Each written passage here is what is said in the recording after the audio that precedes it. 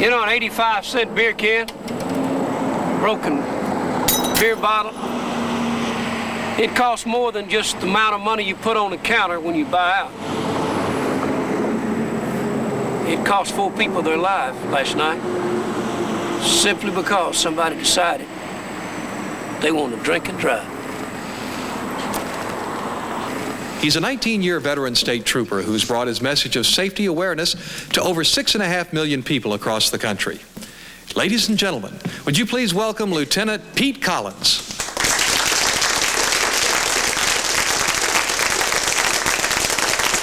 Hi, ladies and gentlemen.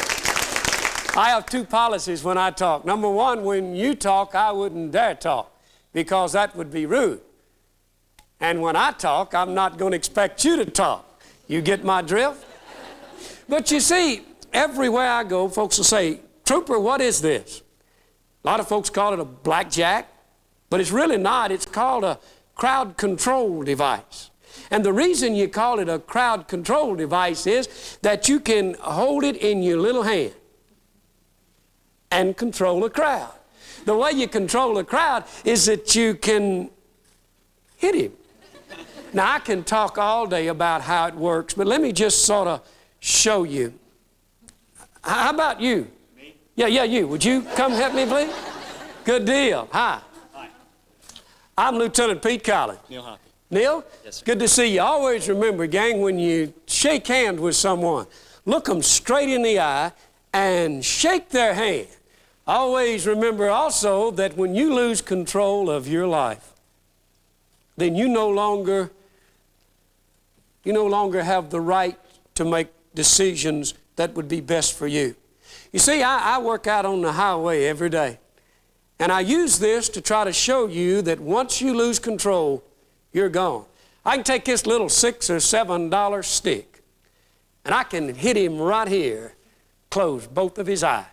I can hit him here, knock his teeth out, or I can hit him here and burst his spleen. I can hit him here and tear his intestines loose. I can hit... I don't even think so. I was going to hit him on the knee. Yeah, sure. But you see, I can take this little $6 or $7 stick, and I can hit him right here and kill him. Now, this doesn't cost much, but if it's used improperly, it'll cost you your life. But if I can control an individual with it right here, I win. If I can't, I'll reach and grab these.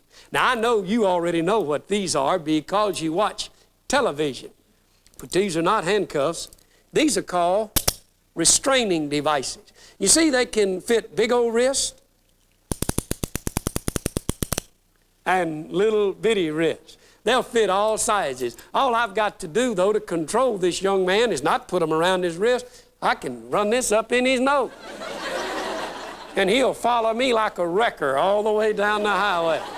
But if I want to control him, all I've got to do is just reach and grab this finger, slide it around and put pressure. Now, this young man will do anything I tell him to do now because I have control of his life. If you don't believe it, watch. Son, get on your knees. No.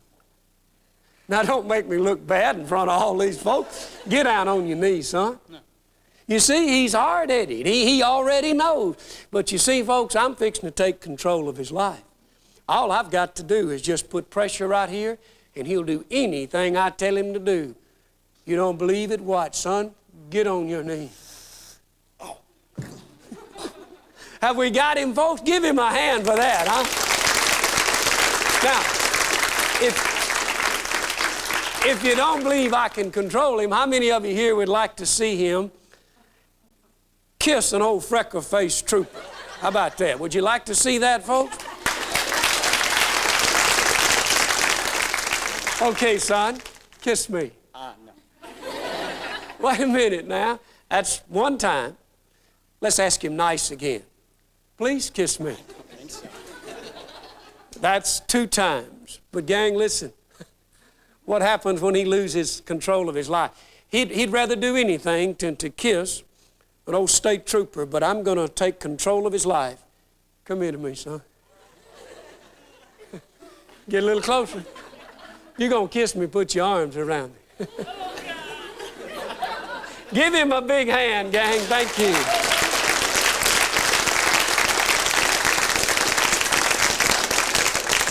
You see, young people, I'm fixing to talk to you for the next few moments about something that's going to hold your life tighter than these handcuffs could ever hold you. Every time you turn television on, every time you watch a sporting event or some program, some big athlete's going to walk up on television and they're going to say, let's drink. Let's have a party. They've even learned, folks, how to dress up a dog. They can put tennis shoes on him and little sunglasses, and they call him a party participant. But you see, after 19 years of riding up and down the highways of my state, I've never seen the party animal at a funeral home. Now, everywhere I go, when I make this statement, I have various and sundry reactions. But ladies and gentlemen, just as sure as God made little green apples, from the corner of this room right here to the corner over here, someone I'm talking to today will never get to finish high school. You're going to die in a car wreck. The reason why that I'm standing here is that I've watched enough of you die to last me 1,000,000 years. I know exactly what it's like to walk up on your mother and dad's door. I know what it's like to listen to your mother and dad scream. I've watched enough of your mothers tear the buttons off of this uniform. I've watched enough of your dads reach up and take your picture off the wall and hold it to their breast until my job's not fun to me anymore. I'm holding in my hand America's #1 drug problem, alcohol. Now, I didn't buy this can of beer in a store. I picked it up on the side of a highway where I work every day. Every time you watch television, they tell you about partying. If you party with alcohol, young people, you party in a group. But if you die with it, you die all alone, all by yourself. And just as sure, listen to me, 15 seconds after they close the lid on you at your local funeral home, everybody at your high school starts to forget your name. I went to a high school in your neighboring state. I walked out on the stage and I said, hey gang, from the corner of this room to the corner over here, someone I'm talking to right now is never going to get to finish high school. Fellas, some of the senior boys stood up and booed me because while I was on the stage talking about drinking and driving, they were planning a keg party that night, all you can drink, $3 a head. I walked off of that stage. I went back to my state and started being a trooper like I do every day. 3 weeks later, a little girl sent me a letter and she said, Dear Lieutenant Collins, this is the hardest letter I've ever tried to write. I owe you an apology. She said, when you walked on our stage and said that one of us wouldn't graduate, I laughed at you, but I'm not laughing now. She said, you'll remember him. He was the young man who introduced you, our senior class president.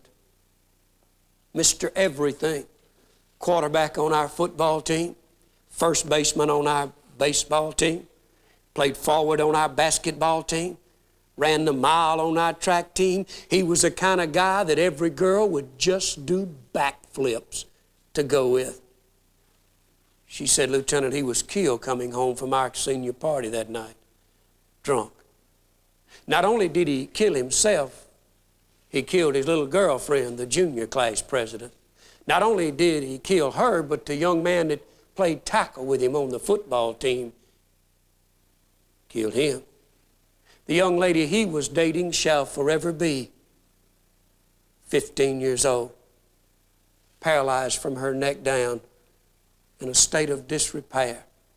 Every time she tries to dress, she will dream what it was like to put her trousers on, a blouse on, while someone else was dressing her. from the day that this accident happened until she dies, she will never know the joy of scratching her leg. She said, Mr. Collins, there are things worse than death. You see, young people, when I was your age, my mother was the stupidest woman in the whole world. My mother couldn't find her ears with both hands. But as I got a little older, my mother got a lot smarter. The reason why that I'm standing here today, I got to tell you folks, I watched enough dying to last me forever. One Christmas Eve, I pulled out of the driveway and my wife hollered it just as I walked out the door. My wife said, honey, you come in late tonight and I'm going to whoop you. Santa Claus is coming in the morning. Please come in early so we can have some time together. I promised her faithfully that I'd come in early. I started out at 2 o'clock Christmas Eve. Before I realized that it was 2 o'clock Christmas morning. I was so sleepy I smelled covers as I pulled into my driveway. I got out of my patrol car and I looked up. The stars were twinkling across the sky. I looked through my living room window and I could see the Christmas lights blinking off and on.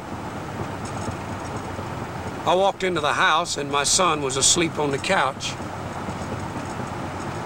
I walked over and turned the television off and unplugged the Christmas tree lights. He stood up in the floor and doubled up his fist and said, don't fool with me, old man, I'll clip you. I said, you still can't whoop your daddy, boy. He walked over and put his arms around me and said, I love you, Dad. I said, you only love me twice a year. He said, yeah, on my birthday and Christmas. I watched him as he walked back through the house, and I walked over, and fellas, just as I started pulling these old black boots off, the phone rang.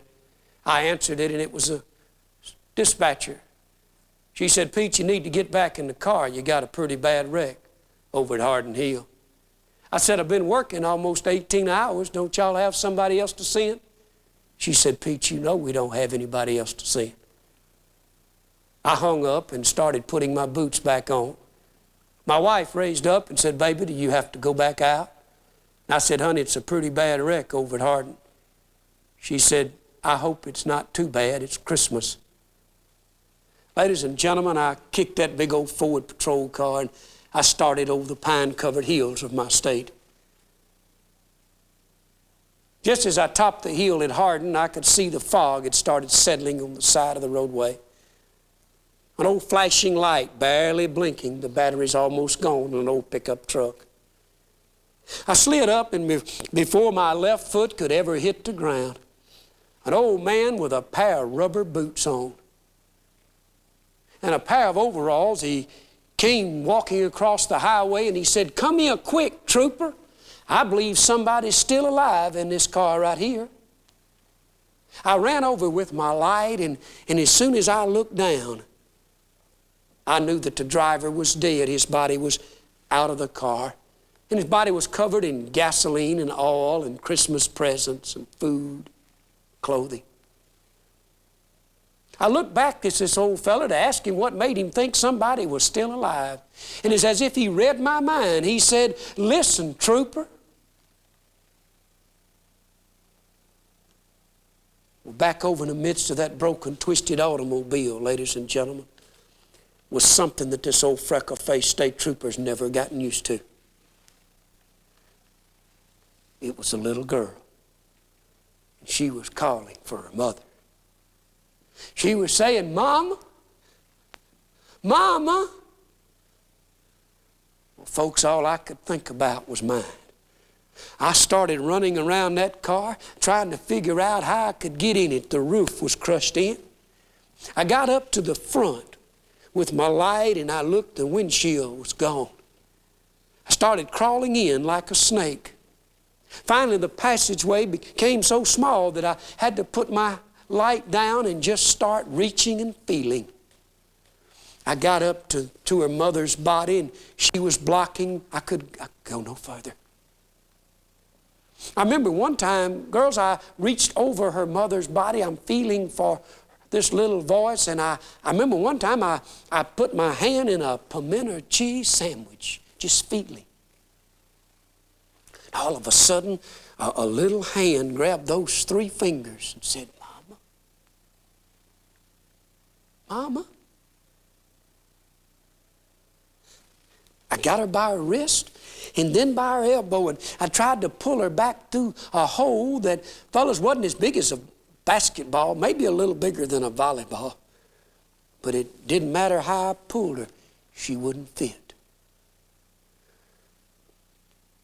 Now she realizes that I'm not her mother, and she's frightened and she's scared.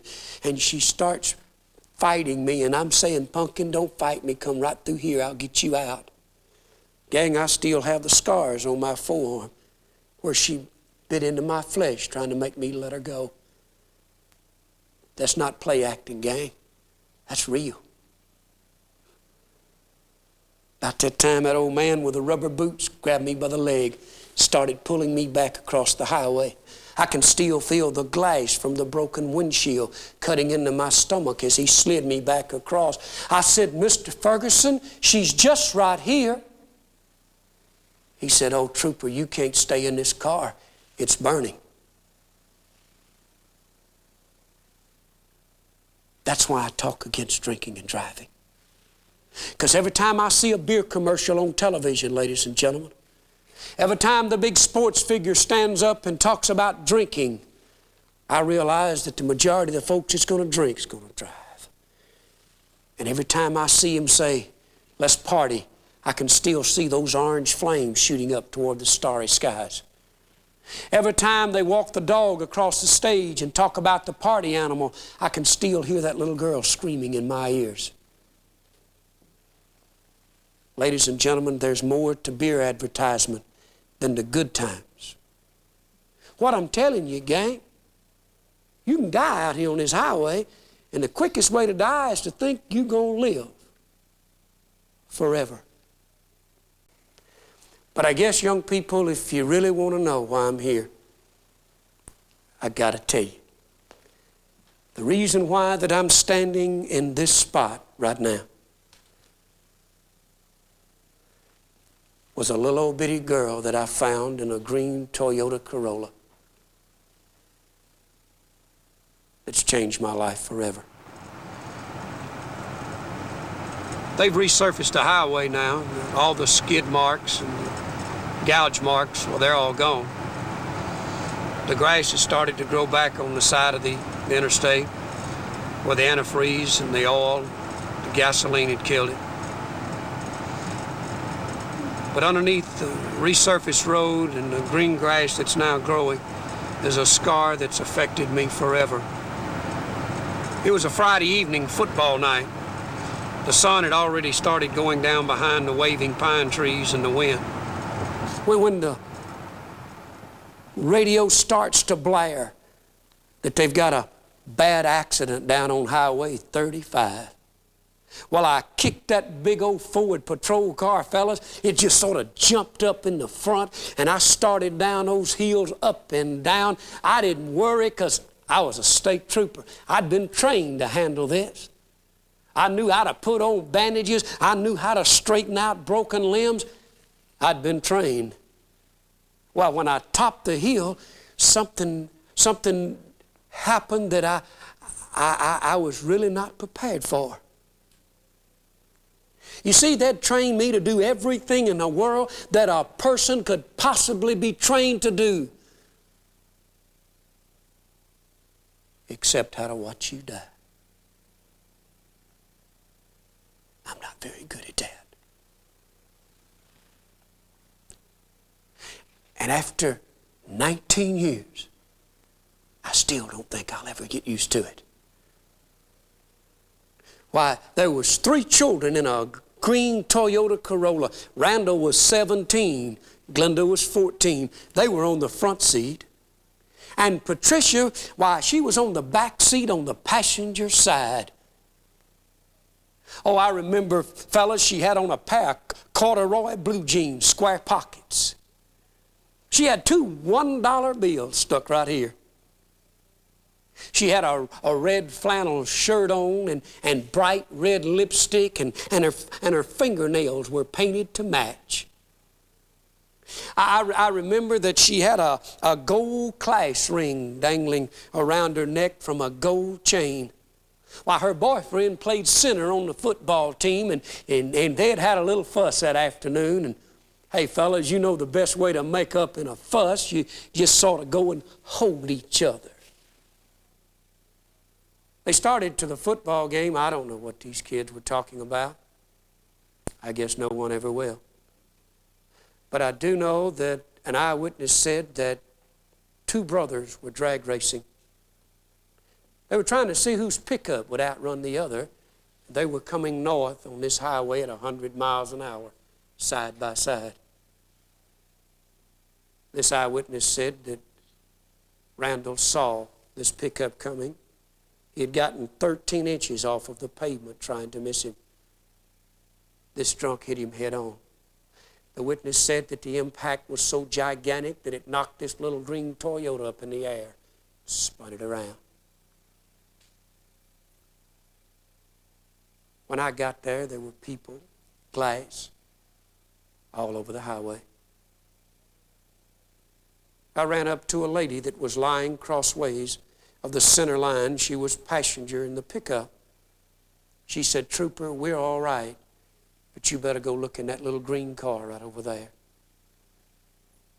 Fellas, I grabbed my light and I ran over and I passed a green and white Ford pickup.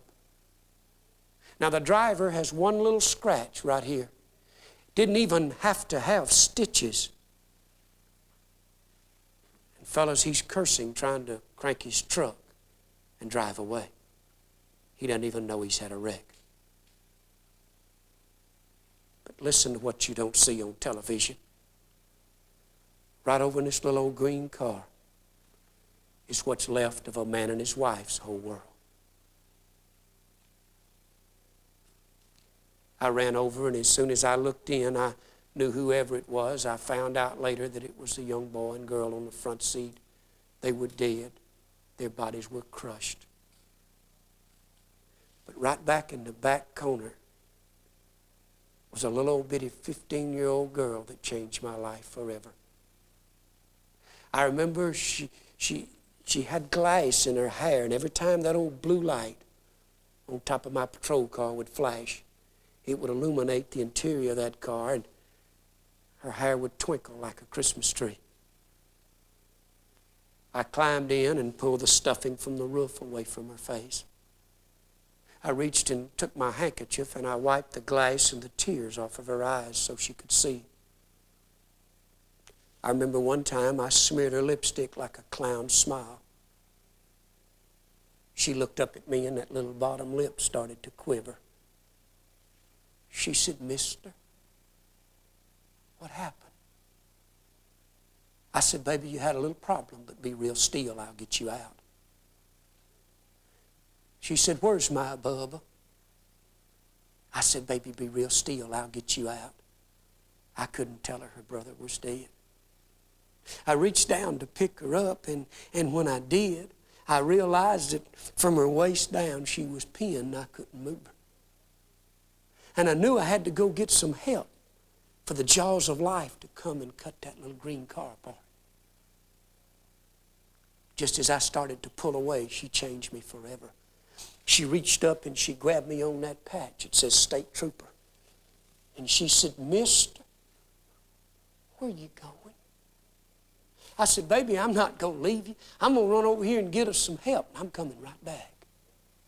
She said, "I'm sort of scared." I said, "Baby, please don't be afraid. I'm going to get you out. I do this every day for a living. I'll never forget if God lets me live to be 1,000,000.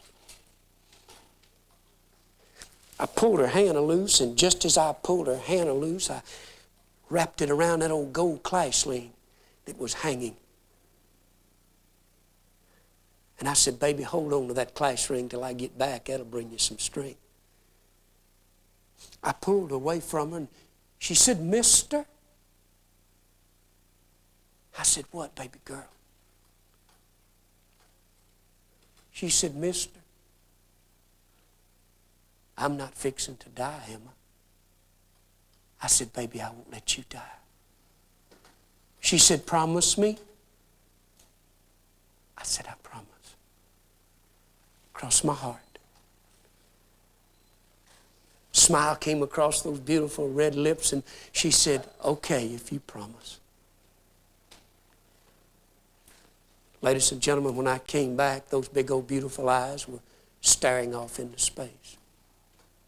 I didn't get a chance to keep my promise. And not the first big football player or basketball player that walks up on television and says, let's party, was standing there saying, here, trooper, we can get her out. It seemed like forever before they came and cut that little old green car apart. I reached in and picked her up. As I can still see her broken, twisted legs as I pulled her back across the side of that little old green car. I placed her on the side of the highway, and I felt for some type of identification. Hey, fellas, all I could find was 2 $1 bills stuck right here. I turned around and I said, does anybody here know who these kids are? When a man with one little old scratch behind his right eye staggered out of the shadows, and he looked at me and he said, hell, trooper, I don't know who they are. They just ran over me. But they don't show you that on television. But this is a part I hope that you can understand this morning.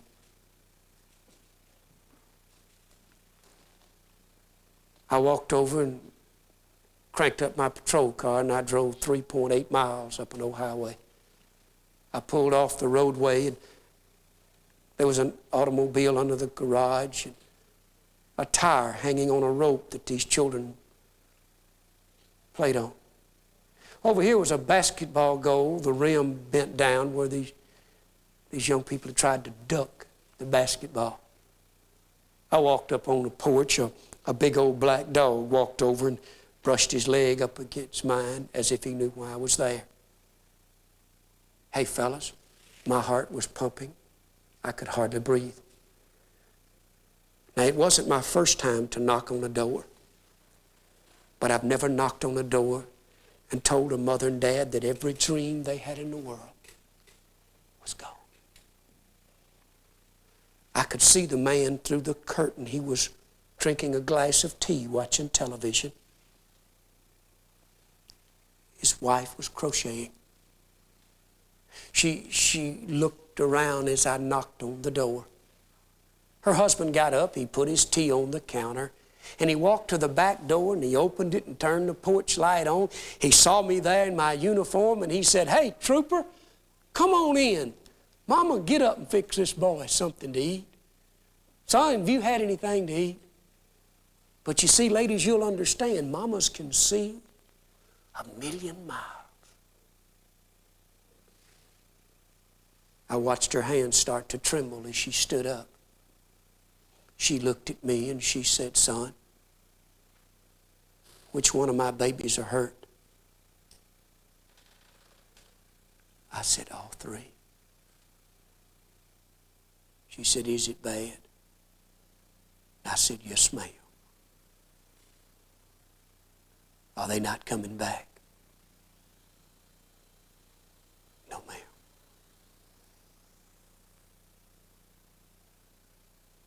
Wait a minute, wait. That's not over.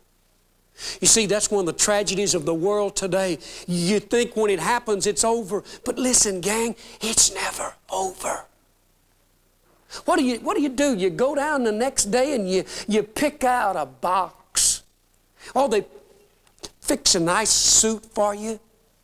Tragedy? Yes, it is. Heartache? Sure it is. But let me tell you what happens. I'm standing there. It was such a massive crowd. They had to have their funeral in a high school gymnasium. And it was flowers all along the walls, and the family and friends came in, and all of the young people that, just yesterday, they went to school together, and now they're going to bury them. And the preacher stands up and he says, you know, we ought to do something about drunks. And everybody says amen. Someone will stand up and say, you know, these were beautiful children. Amen. And then they put them in a long black Cadillac. And they take them down an old dusty gravel road where someone has dug a hole with a long-handled shovel. And then they cover them up and put the pretty flowers on, and everybody leaves. And I'm standing there, gang, with the wind blowing through the flowers, and I asked, does anybody really care? Does anybody care? Every 20 minutes, somebody dies out here on the highway just because of a drunk. Every 8 minutes, someone's paralyzed for the rest of their life. Every 33 seconds, somebody's going to have an accident just because of a drunk. And we wonder, does anybody really care?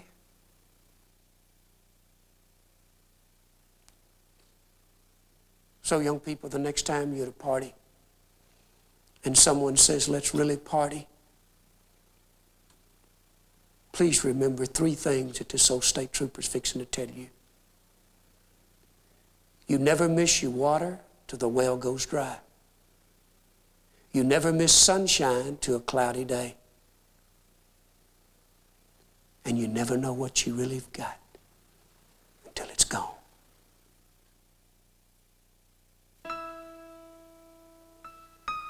Young ladies, don't get in a car with a drunk. He'll kill you. I'm in a South Louisiana high school one day, and I made that statement. A little girl came up to me, had a boy's class ring on her finger, had about 10 pounds of tape underneath the bottom. She came up to me and she said, my boyfriend loves me, and just because he drinks when we date doesn't mean he's going to hurt me. I said, darling, if you get in a car with him drinking, he'll hurt you. He walked over, fellas, where we were standing, had his big football leather jacket on, and he put his arm under her hand, pulled her across the gym and said, don't listen to him.